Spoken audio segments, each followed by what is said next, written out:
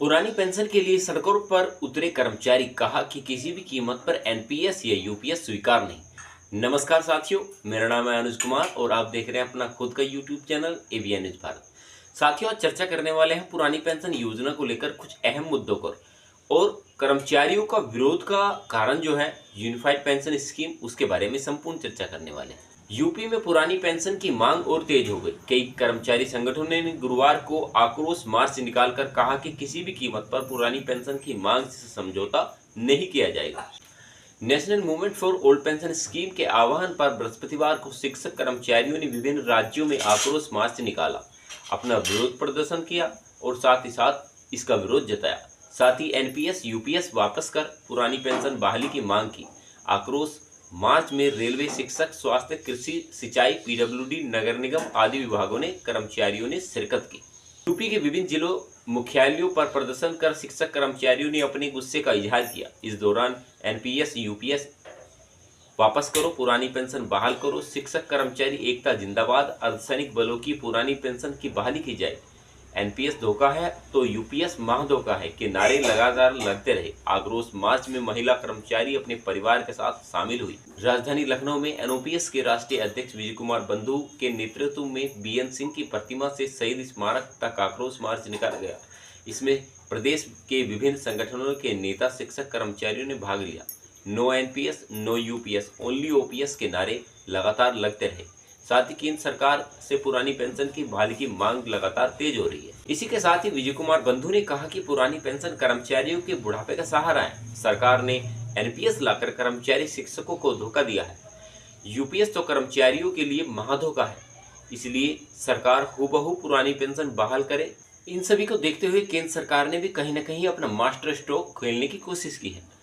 उसमें सरकार ने ये बताने का और जताने का प्रयास किया है कि कहीं न कहीं कर्मचारी वर्गों को जो हम लाभ प्रदान करने की योजना बना रहे हैं वो कर्मचारी के हित और अधिकार की हो सकती है। मोदी सरकार ने कर्मचारियों के लिए रास्ता निकालने की कोशिश की। अब रिटायरमेंट के बाद मिलेगी आधी सैलरी तो हाफ बेनिफिट के आधार पर अब ये यूनिफाइड पेंशन स्कीम जो लागू की गई है वो हमारे लिए वाकई फायदेमंद है या फायदेमंद नहीं है। संपूर्ण चर्चा लगातार चलती रहेगी। बस आपसे एक ही उम्मीद है कि आप जितने भी लोग वीडियो को देख रहे हैं वो ज़्यादा से ज़्यादा वीडियो को शेयर करें ताकि ये छोटी छोटी जानकारियां आम लोगों तक पहुंच सकें।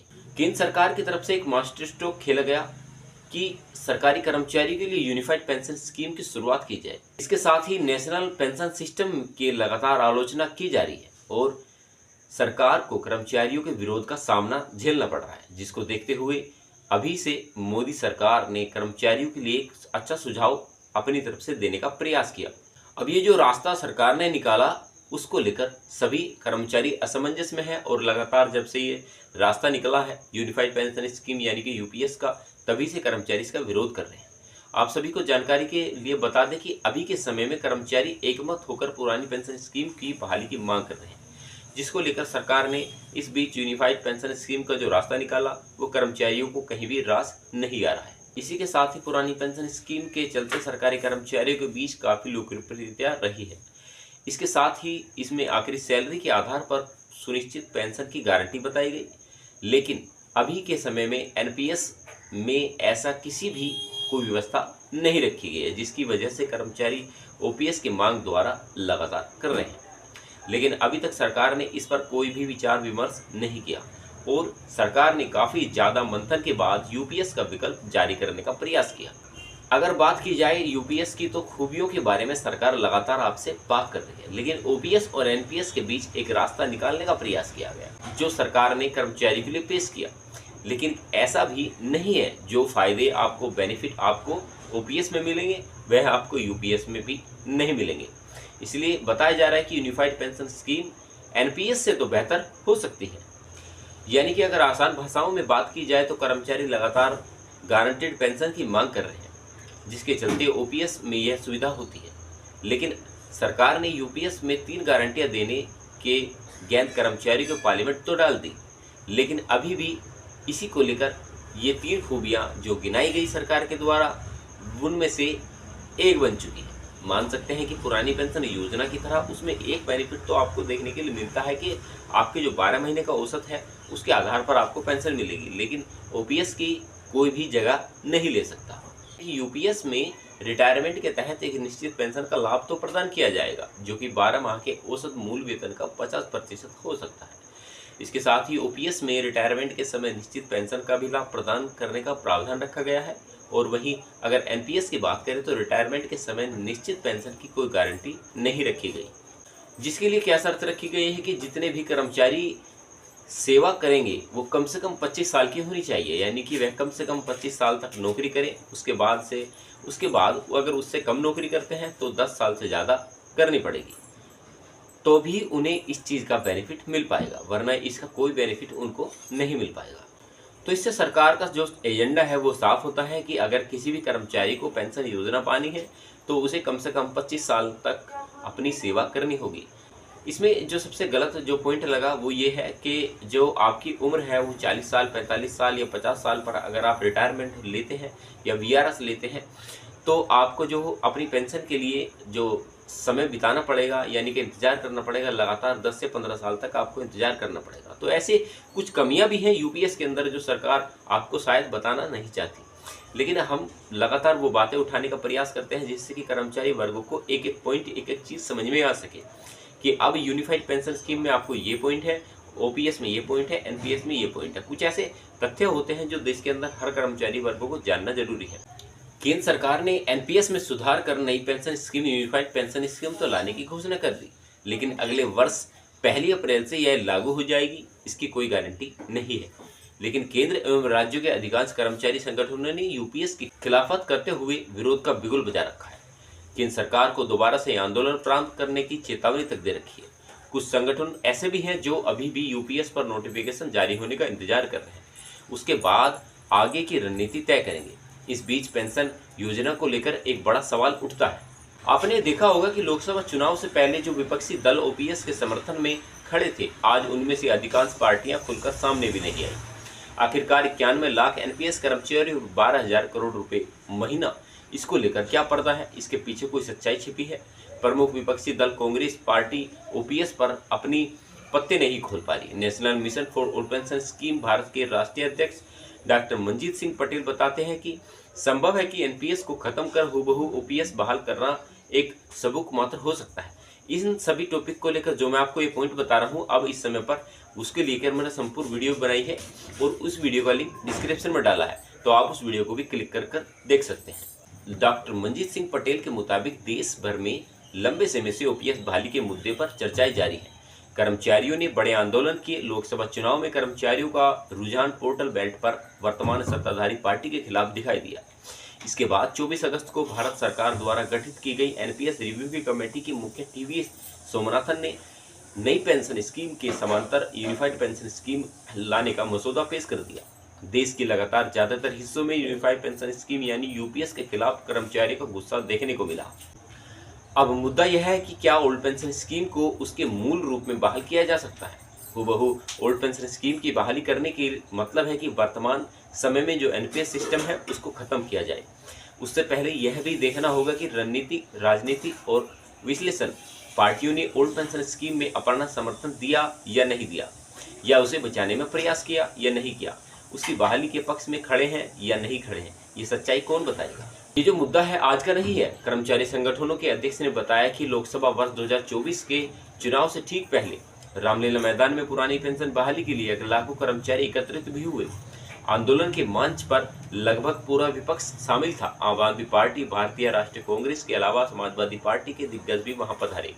अगर हम राष्ट्रीय स्तर की बात करें तो सबसे बड़ी विपक्षी दल ने गत वर्ष कर्मचारियों की अक्टूबर में हुई रैली को समर्थन दिया, लेकिन उससे ठीक 2 महीने बाद जब लोकसभा चुनाव हुए या सुविधाएं शुरू हुई तो उन्होंने अपने मैनिफेस्टो में भी इसे शामिल नहीं किया।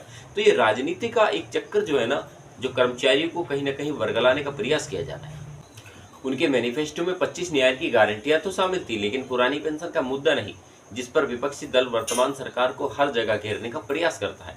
इस दल के मैनिफेस्टो में ओपीएस का मुद्दा गायब हो गया। पुरानी पेंशन बहाली आंदोलन के नेताओं ने विपक्षी दलों के पदाधिकारियों से अलग अलग जगह पर मुलाकात की, उनसे आग्रह किया कि वे ओपीएस को अपने चुनावी मैनिफेस्टो में शामिल करें, लेकिन उस समय पर कोई भी कर्मचारी की आवाज़ सुनने वाला नहीं था। कर्मचारी नेताओं की तरफ से ऐसे बयान किए गए कि विपक्षी दल के सप्लीमेंट्री मैनिफेस्टो में ओपीएस का मुद्दा शामिल है। हालांकि जहां तक हमारी रिसर्च से मालूम होता है कि राष्ट्रीय स्तर के प्रमुख विपक्षी दल ने इस मुद्दे को न तो अपने मैनिफेस्टो में शामिल किया और न ही सप्लीमेंट्री मैनिफेस्टो में जाहिर किया। जब विपक्षी राष्ट्रीय दल ने अपने मैनिफेस्टो पर प्रेस वार्ता की तो उसमें ओल्ड पेंशन स्कीम को शामिल न किए जाने वाला सवाल किया गया, लेकिन पार्टी के वरिष्ठ नेताओं ने इस मुद्दे को गोलमोल जवाब देकर पीछे हटने का प्रयास किया और उनसे अपना पीछा छुड़ा लिया। जब उनकी सरकार आएगी तब वे देखेंगे कि क्या कर सकते हैं। उसकी नज़र इस मुद्दे पर रही कि इसके बाद चुनावी रैलियों में कहा गया कि ओल्ड पेंशन स्कीम का मुद्दा मैनिफेस्टो में शामिल नहीं है। सबसे पहले ये देखना पड़ेगा कि एनपीएस को अगर खत्म किया जाए तो उसका वर्तमान आर्थिक दशा पर क्या प्रभाव पड़ेगा। National mission for old pension scheme Bharat के राष्ट्रीय अध्यक्ष के अनुसार भारत आज तकरीबन 91 लाख एनपीएस कर्मचारियों के साथ काम कर रहा है, लेकिन जिसकी सैलरी से हर माह 10% की अंशदान की कटौती लगातार की जाती है और उसी एवरेज से मान सकते हैं कि सरकार का 14% की रकम भी कंट्रीब्यूट होती है। इसे LIC, UTI और SBI में लगाया जाता है। अगर इसे कैलकुलेट करते हैं तो आज तकरीबन 12,000 करोड़ रुपए हर महीना LIC, UTI और SBI को मिलते हैं। इससे उनका बिजनेस चलता है। अगर एनपीएस को खत्म कर दिया जाए तो कल से यह पैसा इन तीनों बैंकों को मिलना बंद हो जाएगा। आज तकरीबन एनपीएस के तहत 15 लाख करोड़ रुपए का निवेश हो चुका है। आने वाली 4-5 साल में यह निवेश 50 लाख करोड़ पार कर जाएगा। एनपीएस में निवेश की गई यूनिट की वैल्यू के रूप में है। अगर LIC, UTI या फिर SBI की एक यूनिट की वैल्यू की बात करें तो लगभग 44 से 42 रुपये के बीच में है। 3-4 साल पहले यह वैल्यू मात्र 20 रुपये से 25 रुपये के बीच थी। अगर अब एनपीएस को रद्द किया जाता है, जाहिर सी बात है कि 15 लाख करोड़ रुपए की वैल्यू घटकर केवल और केवल 10 लाख करोड़ से नीचे आ जाएगी। इसका सीधा सीधा मतलब ये होगा कि 5 लाख करोड़ रुपए का घाटा कौन पूरा करेगा, वह पैसा कहां से आएगा। आर्थिक नज़र में यह एक बहुत बड़ा सवाल है। इसके कारण कोई भी राष्ट्रीय दल ओल्ड पेंशन स्कीम को मुद्दे को मैनिफेस्टो में रखना नहीं चाहता था। हालांकि उन्होंने कर्मचारियों के वोट लेने थे, लेकिन उनको भीड़ का या आंदोलन में जाकर उन्हें सपोर्ट करता है तो क्षेत्रीय दल भी जानते हैं कि वे हूबहू ओपीएस बहाल नहीं कर सकते। अगर उनकी सरकार बनी तो कर्मचारी के हित में कुछ बड़े कदम उठा सकते हैं। डॉक्टर पटेल के अनुसार अगले 10 साल में एनपीएस का कॉर्पस इतना बड़ा हो जाएगा कि भारत के स्टॉक मार्केट को अकेला ही कवर कर देगा। आसानी से फॉरेस्ट इन्वेस्टर की जरूरत नहीं पड़ेगी, जो संभव है कि इस लिहाज से एनपीएस को खत्म कर हूबहू ओपीएस बहाल करने का एक सबूत मात्र शामिल होता है। अब यह मुद्दा है कि ओपीएस कैसे बहाल की जाए, यह बड़ा चुनावी मुद्दा है। आम जनता को ये बताने का प्रयास किया जाता है कि आज तक एनपीएस में रिटर्न का जो वैल्यू है 9.5% से ज़्यादा रहा है। इसका मतलब कि कर्मचारियों के अंशदान पर 7.1% के वारंटी ब्याज दिया जा सकता है। बचे हुए ब्याज को सरकार अपने फंड में ले सकती है। इसमें एनपीएस में ही जीपीएफ की डिमांड पूरी हो सकती है। इस पैसे पर जीपीएफ की वजह से विड्रॉल की सुविधा दी जा सकती है। हर 3 महीने में सरकार को 91 लाख कर्मचारियों के अंशदान पर लगभग 3 से 4% बचत हो सकती है। दूसरा, सरकार ने अपने अंशदान को सेवानिवृत्ति पर ब्याज सहित वापस ले। इसके बदले में वह 20 साल की नौकरी पूरी करने वालों को 50% और उससे कम नौकरी करने वालों को अनुपात में पेंशन दे सकती है। ये तरीका हूबहू ओल्ड पेंशन स्कीम की तरह ही कारगर साबित होगा, लेकिन old pension scheme Indian consumer price index के हिसाब से महंगाई भत्ते और पे पर कमीशन का भी लाभ दिया जा सकता है। पटेल ने कहा कि पेंशन बहाली आंदोलन का यह एक सुगम रास्ता समाधान के लिए निकल सकता है, लेकिन सरकार ऐसा कदम उठाएगी नहीं, क्योंकि लगातार जब भी कर्मचारियों ने इसके लिए आवाज़ उठाई है कि पुरानी पेंशन योजना हमें किस प्रकार ले सकते हैं या हमें कुछ रास्ता निकालने का प्रयास कीजिए। साथियों, हमने लगातार जब भी इसके लिए आवाज़ उठानी चाहिए। पुरानी पेंशन योजना का एक ऐसा किस्सा, एक ऐसा मुद्दा जो देश के अंदर गरमाया हुआ है। 20 साल से लगातार हम ये आवाज़ उठा रहे हैं कि पुरानी पेंशन योजना हम किस प्रकार ले सकते हैं, लेकिन कभी भी हमें किसी भी विपक्षी दल का, चाहे वो आज पक्ष में हो चाहे विपक्ष में हो, इस पर कभी भी कोई ऐसा स्टैंड दिखाई नहीं दिया कि आज वो हमारे साथ खड़ा है। हालांकि चुनावी मुद्दे हो तब जाकर कर्मचारी याद आते हैं, लेकिन जब भी कोई ऐसा नॉर्मली सीजन चलेगा उसमें ना तो कोई कर्मचारी वर्ग दिखाई देता है। आपने टीवी के माध्यम से भी देखा होगा, न्यूज़ आर्टिकल के माध्यम से भी देखा होगा कि कोई भी हमारा साथ नहीं देना चाहता।